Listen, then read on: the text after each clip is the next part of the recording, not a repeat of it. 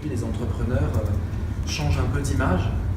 Ils étaient très mal connotés dans les années 70, très connotés de façon, je dirais, publicitaire dans les années 85. Moi, je suis de la génération 73, on a eu du Bernard Tapie, on a eu une vision de l'entrepreneuriat totalement caricaturale, très égocentrée. Et moi, je vais plutôt parler de ce que c'est être un héros de sa propre vie. Et l'entreprendre, le verbe entreprendre, ce serait pour moi prendre son destin en main. Voilà. Et tout, sans être nécessairement entrepreneur. Oui, mais l'entrepreneur, c'est le sportif de haut niveau de celui qui prend son destin en main, en mettant ses billes, son énergie, sa sueur et toute sa vie. Entreprendre, c'est avoir des rêves réalisés et de produire de nouveaux rêves. Ce qu'on produit vraiment quand on est entrepreneur, c'est pas tellement de la production matérielle, c'est des rêves nouveaux. On ne s'arrête jamais.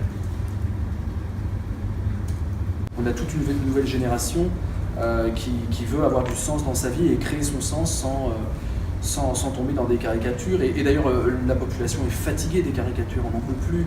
On veut des transitions, on veut des nouveaux modèles. Donc là, je pense qu'on va essayer d'incarner un peu ce souffle-là. Le but n'est pas l'argent. Et ça, c'est très dur. En France, il y a tellement un entrepreneur bashing qu'on est encore dans ce logiciel, c'est le fric, etc. Quand je fais des médias, etc., où j'interviens, on me renvoie toujours « Ah, vous êtes vendu parce que vous conseillez des managers, etc. » Mais je leur dis oui, il y a des crapules partout, mais il y a aussi des gens lumineux et je choisis mes interlocuteurs. Le CJD, c'est à l'opposé de ça. Quand vous avez des discours d'arrogance au CJD, vous vous faites huer. Ils sont sans pitié.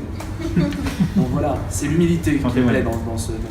Une grande humilité, qui fait partie aussi de l'acte de philosopher, c'est-à-dire de se dire on ne peut pas tout faire. J'entendais ça dans les ateliers tout à l'heure.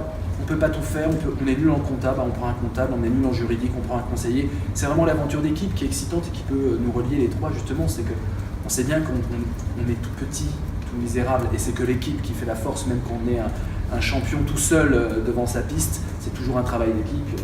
Il y a le père qui est là et qui fait partie de l'équipe, j'imagine. C'est sûr. C'est indispensable pour entreprendre. Indispensable. Les autres, ouais. Aucun ambitieux ne réussit seul. Oui, c'est-à-dire qu'autrefois, c'était un entrepreneur qu'on mettait sur un piédestal.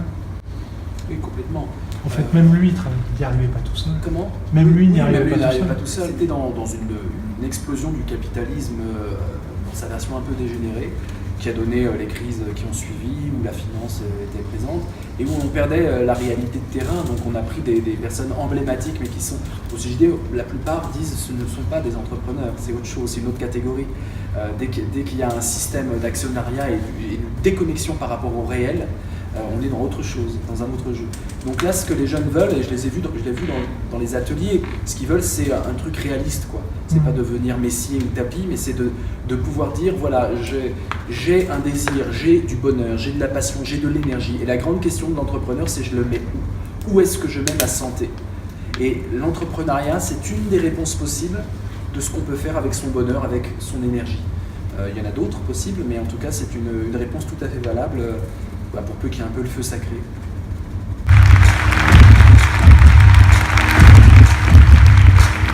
Entreprendre, c'est cheminer ensemble vers l'excellence de projet en projet. Certains plus poétiques diront de passion en passion et certains très poétiques diront de rêve en rêve. La troisième révolution de l'excellence, elle a lieu depuis 2007-2008. Alors qu'est-ce que c'est que l'excellence cybermoderne? Et peut-être qu'il y a des cybermodernes parmi nous aujourd'hui. Elle n'est plus une question de défi, elle n'est plus une question d'honneur, elle est une question de lien. C'est la capacité de se connecter. Viktor Frankl, lui, dit non. Il y a une troisième chose beaucoup plus importante qui est à l'origine de tous nos dysfonctionnements, de toutes les névroses que l'on peut rencontrer, c'est la volonté de sens. On est névrosé parce qu'on est frustré au niveau du sens, qu'on ne sait pas où aller, qu'on agit dans un labyrinthe, qu'on n'a pas de lumière, c'est le bordel, et du coup, on se sent mal dans sa peau, non pas par des questions sexuelles ou de complexes d'infériorité, mais parce qu'on est en pénurie de sens. Eh bien, j'ai l'impression, et c'est ce qu'on a vu ce soir, que l'acte d'entreprendre, c'est l'acte de vouloir être l'auteur du sens de sa vie. C'est une construction de sens qui se fait à plusieurs dans une aventure qui tourbillonne. Le but de la vie, et peut-être le but d'entreprendre, au-delà des réussites, au-delà du clinquant, est de pouvoir travailler cette façon de raconter sa vie en embarquant le plus de gens dans son escarcelle, dans son tourbillon, dans son cœur. Tous entrepreneurs, c'est être tous un peu philosophes, c'est ce que je nous souhaite à l'avenir, dans une ligne de justice et de vérité. Je vous remercie.